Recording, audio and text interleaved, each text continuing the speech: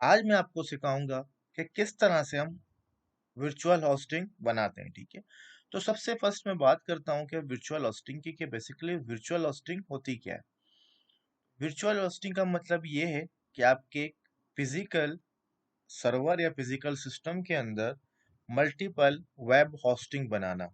ठीक है, as a physically तो आपके पास एक सिंगल वेब सर्वर होगा, लेकिन आप उस सिंगल वेब सर्वर के अंदर क्या करोगे, मल्टीपल वर्चुअल होस्टिंग बनवाओगे। किस तरह से होता है, चले प्रैक्टिकल इम्प्लीमेंटेशन करके हम चेक करते हैं। ठीक है, तो सबसे फर्स्ट मैं आपको ये बताऊंगा कि फॉर एग्जांपल हम करना क्या चाह रहे हैं। हम ये करना चाह रहे हैं कि फॉर एग्जांपल हमारे पास लोकल होस्ट के अंदर मल्टीपल वेबसाइट्स है जिनके ऊपर मैं काम कर रहा हूँ। ठीक है, तो उनमें से मैं क्या करूंगा कि कोई भी एक प्रोजेक्ट को मैं अपनी मर्जी से कोई भी एक डोमेन नेम प्रोवाइड करूंगा। ठीक है, फॉर एग्जांपल मैं यहाँ पे लिखूंगा myweb.com। ठीक है, अब यहाँ पे आप लोग देख रहे हो कि मेरे पास कोई भी वेबसाइट वगैरह ओपन नहीं हो रही। इंटरनेट तो मैंने बिल्कुल बंद किया हुआ है क्योंकि मैं लोकल होस्ट के ऊपर काम कर रहा हूँ। तो चलें स्टार्ट करते हैं कि बेसिकली किस तरह से हम वर्चुअल होस्टिंग बनाते हैं। तो सबसे फर्स्ट आपको क्या करना पड़ेगा, वर्चुअल होस्टिंग बनाने के लिए आपको जाना पड़ेगा, अपना ओपन करना पड़ेगा जैम्प कंट्रोलर। ठीक है, और जैम्प कंट्रोलर पे जाने के बाद आप क्या करोगे, एक्सप्लोरर पे ऊपर क्लिक करोगे। एक्सप्लोरर के क्लिक करने के बाद डायरेक्टली आप कहाँ पे आओगे, जैम्प के फोल्डर के अंदर आ जाओगे। तो जहाँ पे हमने जैम्प इंस्टॉल किया था उस फोल्डर के अंदर हम आ गए। इसके बाद हमें कहाँ पे जाना है, अपाची। अपाची के बाद हमें जाना है कॉन्फ़िग के अंदर। कॉन्फ़िग के अंदर हमें एक फोल्डर मिलेगा एक्स्ट्रा के नाम से। ठीक है, एक्स्ट्रा के नाम से फोल्डर के अंदर हमें नीचे अगर आप देखो, नीचे से थर्ड लाइन के अंदर आपको मिलेगा httpd माइनस वर्चुअल होस्ट। ठीक है, तो इस फाइल को आप क्या करोगे, ओपन करोगे, एडिट इन नोटपैड। अच्छा, अब यहाँ पे आपके सामने देखो ये होस्ट वाली फाइल ओपन होके आ गई है। अब हमें क्या करना है, यहाँ पे आना है सबसे एंड में। तो यहाँ पे देखो आपके पास क्या है, वर्चुअल होस्टिंग क्या कमांड है। तो ये पूरा कमांड आपको यहाँ से कॉपी करना है। कॉपी करने के बाद यहाँ पे नीचे पेस्ट कर देना है।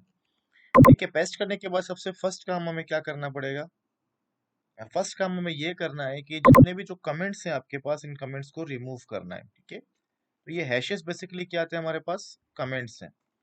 तो इन कमेंट्स को हम रिमूव करेंगे, फर्स्ट स्टेप हमारा ये होगा। उसके बाद हमें क्या करना है, सिर्फ दो चीज़ों की नीड होगी। तो इनको मैं रिमूव कर देता हूँ। एक तो हमें क्या चाहिए, ये डॉक्यूमेंट रूट चाहिए होगा। ठीक है, और सेकंड हमें क्या चाहिए होगा, सर्वर नेम। बाकी तमाम चीज़ें मैं यहाँ से क्या कर दूंगा, रिमूव। अच्छा, अब सबसे पहले मैंने क्या कहा था कि माई डोमेन के, माई वेब के नाम से मुझे क्या करना है, डोमेन बनाना है। ठीक है, अगर यहाँ पे आप देखो तो मैंने क्या लिखा है, माई वेब डॉट PHP। यहाँ पे मैं क्या लिखूंगा, माई web dot com, sorry my web dot com था। ठीक है, तो अब इसके बाद हमें क्या करना है, हमें यहाँ पे डॉक्यूमेंट रूट के अंदर उस वेबसाइट या उस फाइल का पाथ देना है जो हम चाहते हैं। जब हम ब्राउजर के अंदर myweb.com लिखें तो ये क्या हो जाए, हमारे पास ये वेब प्रोजेक्ट ओपन हो जाए। ठीक है,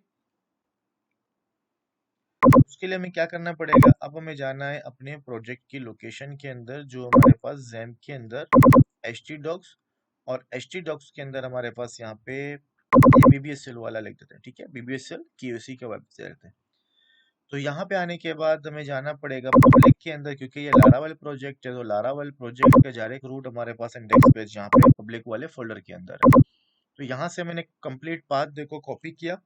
कॉपी करने के बाद यहाँ पे डॉक्यूमेंट रूट पे मैं क्या करूंगा, इसको पेस्ट कर दूंगा। ठीक है, तो मैंने दोनों चीजें प्रोवाइड कर दी है। एक हमारे पास क्या था, डॉक्यूमेंट रूट, और सेकंड हमारे पास क्या था, सर्वर नेम। तो अब इसको सेव करने के बाद हम क्लोज कर देते हैं। ठीक है, तो क्लोज करने के बाद अब नेक्स्ट हमें क्या करना है, नेक्स्ट हमें आना है माई कंप्यूटर के अंदर, सी ड्राइव के अंदर जाएंगे। सी ड्राइव के अंदर जाने के बाद हमारे पास कहाँ जाना है, हमें विंडोज के अंदर।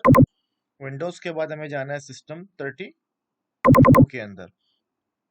System 32 के अंदर एक फोल्डर होगा ड्राइवर्स के नाम से। ठीक है, ये ड्राइवर्स के फोल्डर के अंदर आपको जाना है। उसके बाद आपको क्या करना है, ATC में जाना है। ठीक है, अब ATC के अंदर आपको ये होस्ट के नाम से एक फाइल मिलेगा, लेकिन एक बात याद रखना कि इस होस्ट वाले फाइल को आपको क्या करना होगा, ऐसा एडमिनिस्ट्रेशन ओपन करना होगा नोटपैड के अंदर।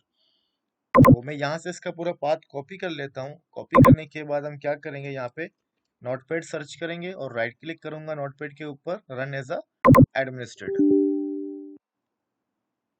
अब यहाँ से हमें फाइल ओपन करना है, तो फाइल ओपन करने के लिए हम डायरेक्ट यहाँ से ड्रैग एंड ड्रॉप भी कर सकते हैं, लेकिन अलाउ नहीं कर रहा तो हम जाएंगे ओपन में।